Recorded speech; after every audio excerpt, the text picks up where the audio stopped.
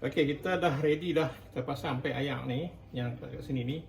Dan kita nak pasang double filter dulu sebelum kita masuk ke mesin, sebab kita nak menjaga mesin ni. Jadi kita tapih ayak dalam double filter ni.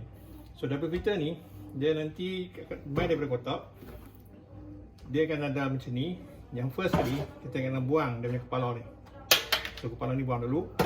Dan selepas tu pipe yang daripada yang nak pergi ke double filter ni, kita sambung terus. Kita ambil dia punya skru ni, sambung terus ke pipe ayak direct.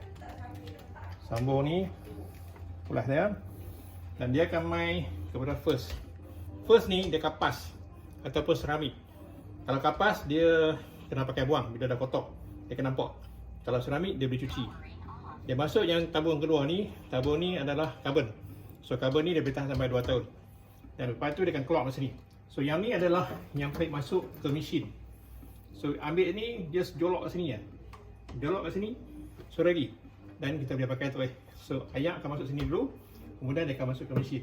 So ayak daripada mesin tu dia akan jadi lebih elok. So that's purpose untuk kita gunakan double filter.